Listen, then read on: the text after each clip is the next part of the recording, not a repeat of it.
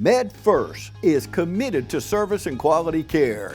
Located on Hillcrest Parkway near Fairview Park Hospital, we're built on the philosophy of continually providing new and effective services to meet the healthcare needs of the communities we serve. We have a complete inventory of all the latest in-home medical equipment and appliances.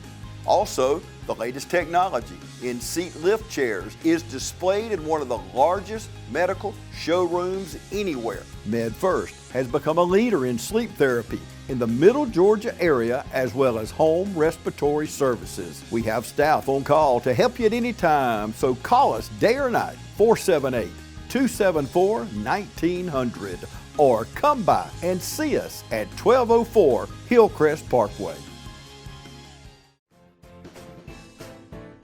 As we age, we face more physical concerns. Rehab Advantage in Sports Medicine can help you live a more pain-free life. Back pain, stiff joints, balance concerns, arthritis, and more. Rehab Advantage in Sports Medicine can help you improve your quality of life. Call for a free evaluation today, 478-275-1800. Rehab Advantage in Sports Medicine accepts referrals from your doctor, or no referral is needed with direct access for up to 8 visits. So call for your free consultation today, 478-275-1800. Rehab Advantage in Sports Medicine, 911 Hillcrest Parkway in Dublin, or at rehabadvantagesportsmed.com.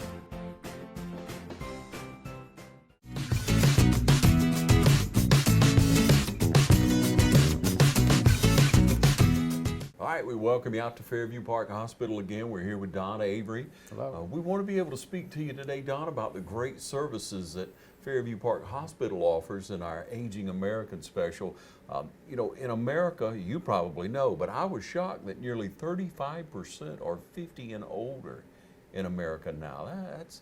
There are a lot of people over 50, Yeah. a lot of boomers. Yeah, all the boomers, we're getting older. I are one. You know? I are one.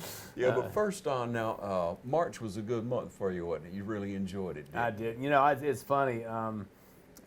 When I first got here, it just took me off guard how much happens in Dublin.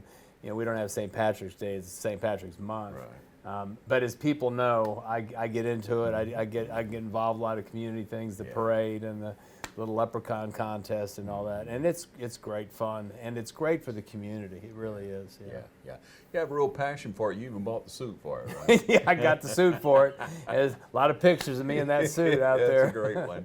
Yeah, and just being out in the community, just loving on the community and being present means so much to so many people, Don, because this is a heartbeat of our community. Fairview Park Hospital and all the doctors that are around you, the healthcare community here, serve so many counties around us, as we've said before, 12, 15 counties around us that are coming here. And a lot of the success, and it stands to reason, but I must say it comes from you recruiting, as we've said before, and you have great doctors, and we have an opportunity to interview some of those doctors during this special, but you have to look at the aging community when you choose doctors, don't you? Well, you do, and it's unfortunate that the number of doctors isn't growing enough to meet the people who need them, you know, but the reality is America is aging, and people are going to have an increased need for health care. You know, if I was to say what's the most important thing is stay healthy, you know, eat right and exercise, and if people do that, they'll have less need, obviously, for those health care providers, but obviously, you know, we feel like we're in a unique position because of the size of our hospital and the services we offer to really help those people that have needs. And again, the people, and again, I am in that category. I'm 66. I'm in that category now, where there is an increased, you know, demand for healthcare services. And fortunately, for Lawrence County and for the counties around us, we're able to meet a large percentage of that demand. Yeah, and most of the patients, most of the people who come in for surgery or who come to Fairview Park Hospital through here are going to be older. They are, yeah, there's no question. I mean, 65% of our patients are Medicare patients, you know, and then obviously some percentage of Medicaid patients and, you know, patients that have commercial insurance, et cetera. they're going to be in that category as well. But again, fully 65% of our patients are Medicare patients, and by definition, they're over 65. Yeah. So, Doctor, we understand, or Don, we understand that you have some doctors lined up for us, and one is Dr. Cohen. Tell us a little bit about him. Well, Dr. Cohen, Rodney Cohen, is a GI doctor, and one of the areas that people often have issues with are with their gastrointestinal issues and the need for colonoscopies, or they might have, they also take care of, liver problems and such. And so his demand, I wish we could replicate him. We're actually trying to recruit another GI doctor to join him. Dr. Christian retired, but Dr. Cohen is, in high demand because, again, it's that he specializes in a field that largely are treating, older population. Not everybody, but increasingly people have a need for those services, and he would be one of them. I'm glad you're going to be talking to him as well. Yeah. Don, what a member of our community, somebody who worked, Dr. Christian, who worked for so long, probably longer than most doctors would have, because he was invested in the community as well. He was and still is, and you're right. He worked until he was, 70, and still very healthy. But I think it was time that he just felt like it was time for him to step down. But very, very committed to Middle Georgia, committed to his community here, and is greatly missed. Also, a newer doctor that we have opportunity to speak with, we spoke to him very shortly, Dr. Chung, general surgeon and bariatric on staff here at Fairview. We have opportunity to speak to him as well. What's your impression of him coming in? Well, it's interesting. I'm just talking about Dr. Christian and retirement, and then Dr. Chung. Eric is now one of our youngest doctors. He's in his mid-30s. I mean, he's practiced for a few years since his fellowship. He is a well-trained, experienced general surgeon, and he does have a specialty in bariatrics, and not just bariatric surgery, but he's unique in that most surgeons don't also have the specialty that he has. He can treat patients with weight issues, bariatric patients non-surgically. He's specialized in medical treatment of those patients as well, that a patient could get treated with him. And then if they needed surgery eventually, they could have that. But so that's a unique skill set that most places don't have. But Eric's going to bring a lot to the community. Again, a younger doctor. We have a need for additional surgeons. As you know, Dr. Moses retired at the end of 22. And so that's one less general surgeon. And so we're very fortunate to have Dr. Chung join us. And so he takes call here at the hospital and does general surgery. And of course, he'll be growing a practice in bariatric surgery as well, along with Drs. Blaney and Dr. Huckabee, who already serve in that capacity. Yeah, much needed service. Also, we look, of course, heart issues. We have a couple of great cardiologists that are. Yeah, we do. We have 4 on staff, and what our hope is that one of our cardiologists relocated due to a family emergency to Atlanta, and of course we all know that we lost Dr. Vega a couple of years ago. And so we're also recruiting in the area of cardiology. We've got a real strong candidate right now that we hope might join us this summer, and we're looking to add one more in addition to that to join Dr. Daniel's practice. But Dr. Malhotra, Dr. Callie, and Dr. Rao serve together, and again, that's an important need as well, which I found out earlier this year. It's good to have cardiologists available when you need them. Yeah, really. Yeah. And then internal medicine. There's so many issues that face senior citizens, and they have to go to an internal medicine doctor or something to help with geriatrics. And so you have a great staff, you have a great team that you've assembled here. And, I'm sure you'd ask, as I would think now, our community needs to be praying for the right doctors to come in. It's not just picking up the phone and calling someone and getting them. You court people for a while. We do, and sometimes, the last OB doctor we had join us, Dr. Bullen, she and I talked for over 3 years before she finally relocated here. We have a need for at least one more urologist, maybe 2. GI doctors you mentioned, we're recruiting cardiology. And you know, these are important specialists, and they're hard to recruit to a smaller town. Certainly, we believe there's a number of doctors who, like you and I, we prefer to live in a smaller town, and we've been successful in recruiting these. It's been a little harder recruiting since COVID, but we still are confident we can get the right people here. We don't want to just take anybody. We really want people who that bring, you know, needed skills, but also quality in those skill sets. And so it is really a continuous process. We're continually recruiting people, and I'm confident we'll get them. I certainly wish it wouldn't take as long and be as hard.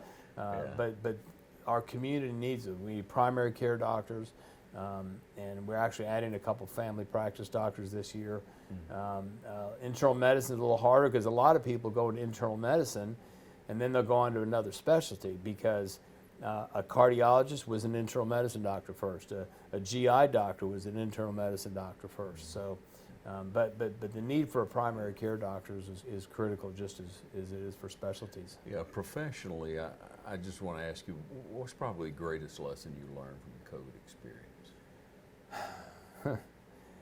I think there's a lot of lessons, but transparency, which I've pretty much always been that, but transparency is so important because we have to make sure we're communicating with people, you know, being honest with them about what we know and what we don't know.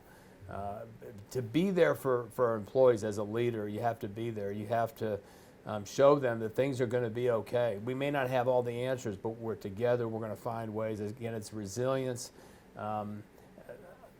Self-care, taking care of ourselves. You know, I think that we found out that the challenges that we faced during COVID weren't just physical challenges, a lot of emotional and mental challenges. And if we're not taking care of ourselves, then we're going to suffer the consequences down the road.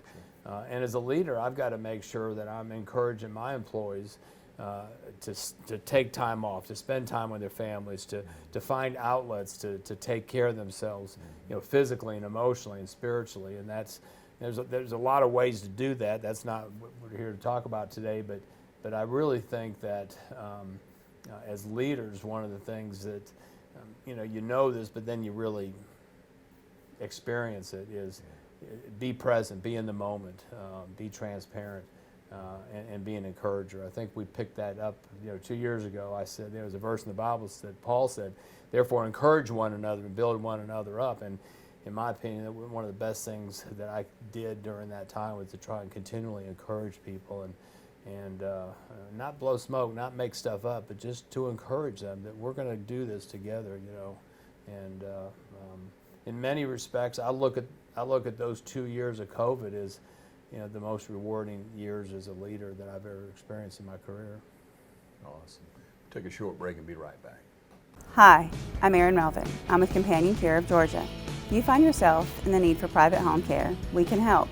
We have the custodial care, assistance in dressing, bathing, showering, medication reminders, hospice support, meal planning and preparation, light housekeeping.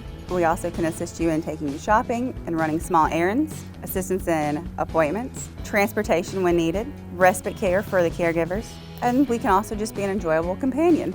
We can also help you with Alzheimer's and dementia care. So call us at Companion Care of Georgia and we can help today. Georgia Military College is a 2-year associate's degree granting institution. We are an open admissions college. What that means is all you need to do is have a high school diploma or a GED to get accepted into GMC. We offer several associate's degree programs, including business administration, pre-nursing, psychology, criminal justice, as well as education. We offer classes during the morning, evening, and at night. We even offer some weekend classes. We offer online classes as well as in-seat classes, whatever is convenient for you and your schedule. We are located at 200 South Jefferson Street in Dublin, Georgia. If you want a great education with small class sizes, affordable tuition, we would love to see you here. Stop by to see us or give us a call. Start here, go anywhere.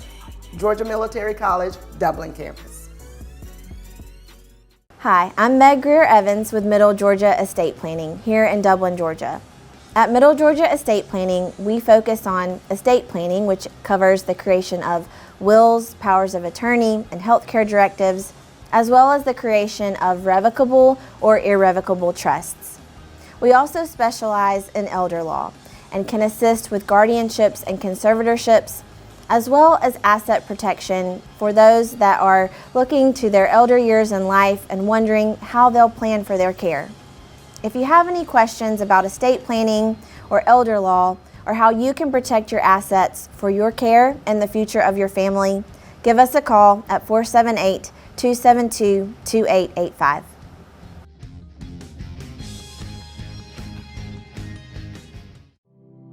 Townsend Brothers Funeral Home has been serving our community since 1937.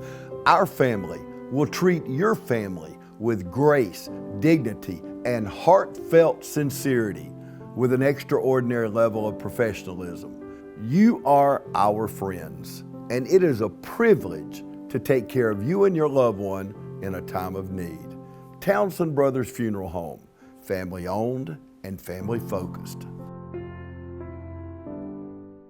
Back with you, and Don, you take good care of yourself. You probably played pickleball in the last week or so. Probably did. You've had a racket in your hand for many years. You stay active. You take good care of yourself as far as your diet. You seem to be a very good spiritual man. It is mind, body, and spirit, isn't it? It absolutely is. I remember there were times, especially early in my marriage, that sometimes I'd come home and I might be a little stressed out from work, and Farrah would say, don't you need to go work out, go exercise? But I would exercise regularly because I think exercise is good for you physically, but in my opinion, exercise is just as important mentally and emotionally. To me, the core of all that is my spiritual, my relationship with the Lord, my faith. That is the core of who I am. But again, even the Bible tells us that we should take care of ourselves, and there's a lot of things about what we should eat, what we shouldn't eat, and to take care of ourselves, to buffet our bodies, and I think that they're all interlinked, and I do think the spiritual aspect is the most important, but I do think they're all just inexorably linked together. The importance of taking good care of ourselves. When senior adults, when anyone comes through the hospital, if they need some type of, social help, if they need someone to come in and just advise them, you have people who will come in and help them with the position they're in, with transitioning, with their mental state. We have a whole staff, and we have social workers, we have case managers that help our patients access services that are available in the community in which they live, not just here, but wherever they might live, to help them kind of, maneuver through what's a very complex system is healthcare, and then social services that might be available. And those services, nobody should feel ashamed to access social services. That's why we have them. That's why volunteer organizations and the government has set these services up so people can access them. And I think that there are times, especially as we get older, our pride might get in the way of reaching out and accessing those people. Mm-hmm. Our case management people, our social service people, they, I think, help our patients, our visitors, maybe overcome some of those, issues and access them, and they, I think, are glad they do. Yeah. From what I read, and I'm sure you see it, mental health issues have really increased since COVID because of the time individuals spent, inside, and especially older adults, and they get into that. You look at opportunity over here at Fairview Park Gym. A lot of senior people go in there, at some point, and it's a social interaction. It is. Church is a great social interaction. Your spiritual life. It's very important to have that, and we're not meant to be alone. No, we're not, and that's one of the things that happened during COVID is people just kind of pulled back and weren't involved socially.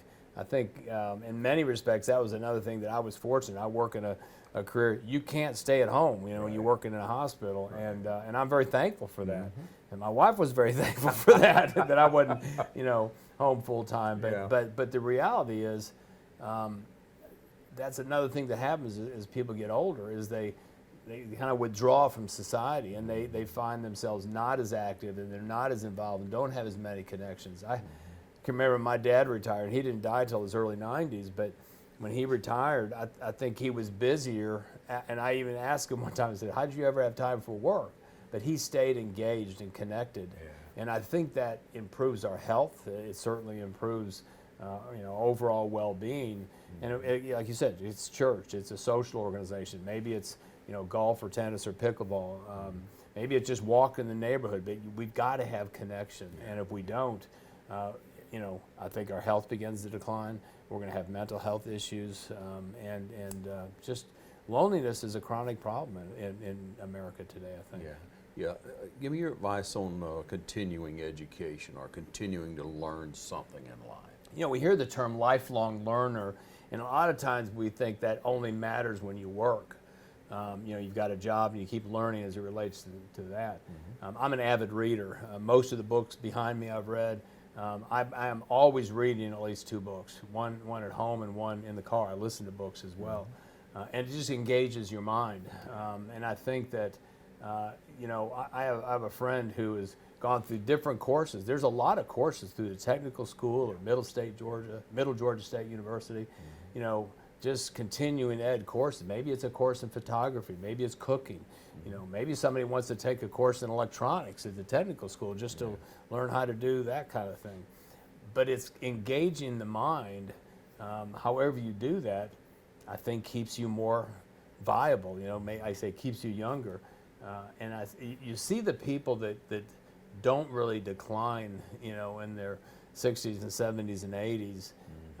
It's those that have stayed engaged, stayed active, physically and mentally. But again, continuing to keep your mind active. We shouldn't think that once you retire, you don't have to learn anymore. Part of me looks forward to retirement because there are some things I want to learn more about. I want to learn more about photography, and I want to learn more about cooking. That's why I mentioned those 2 things. And learning how to cook, you're also going to be healthier. So I think there's benefits, but again, you have to stay active physically and you have to stay active mentally, I think, as we get older. And I say we get older. There's not much of an option. So when we look, Don, and we come through, we have issues in life and we need rehab. Fairview Rehab Center is excellent, isn't it? Well, it is. I've been a user of both the cardiac rehab and the PT and OT and stuff, and sometimes we get banged up, or sometimes we have little things and we need to get tweaked a little bit. People that have pulmonary or lung issues or have heart issues, I will tell you, the cardiopulmonary rehab center is a tremendous option. And a lot of people go through a program there. And you don't have to have a doctor's, you can go there with a doctor's prescription and your insurance will pay for it, but also you can go there, a lot of people go there that just on their own. It's very reasonably priced, but, and they use that as a kind of a transition to go to a fitness center. If you have a lot of older people get joints replaced, and the rehab center helps people get active again, and maybe there is an injury you've had and you need to, again, rehabilitate. Well, the best place to do that is with a professional who can teach you how to do that. And there's other places in town as well that offer those services, those rehab services. And I think that people should access them rather than living with whatever that ailment is they have. It can get better if they're willing to be consistent about their rehabilitation. And proactive. Oh, absolutely, be proactive. And you don't want to wait too long because you may go past a point you can't recover. And so I always say, if you have symptoms, if you have shortness of breath, or if you have chest pain, go see a cardiologist, go see somebody who's a specialist in that. If you have, back problems, get it looked at. If you have knee or ankle or whatever problems, have it looked at many, many times. In fact, I would say most of the time, rehabilitation can take care of things and you don't have to have surgery. But it's being proactive. You got to do it. Thank you so much for your time, Don. Thank you for putting together the team that helps the aging Americans here in our community live such a better quality of life. My pleasure. Thank you very much. I appreciate it.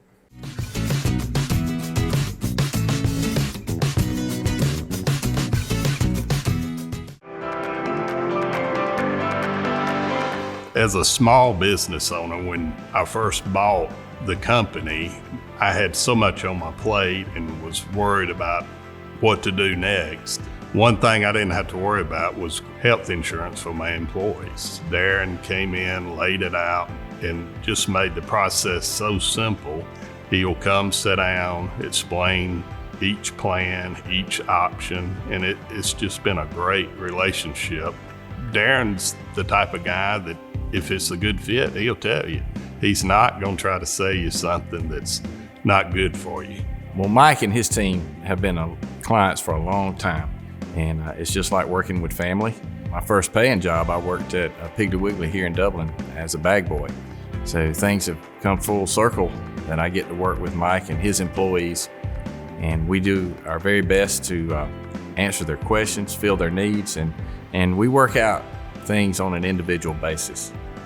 Dealing with Darren is not just Darren by himself. He has his family around him and other team members that we can depend on.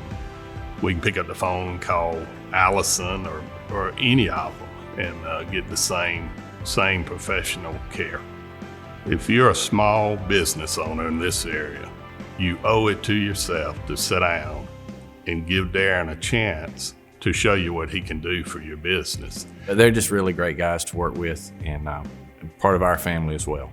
Local and loving it. Since 1967. The tradition continues.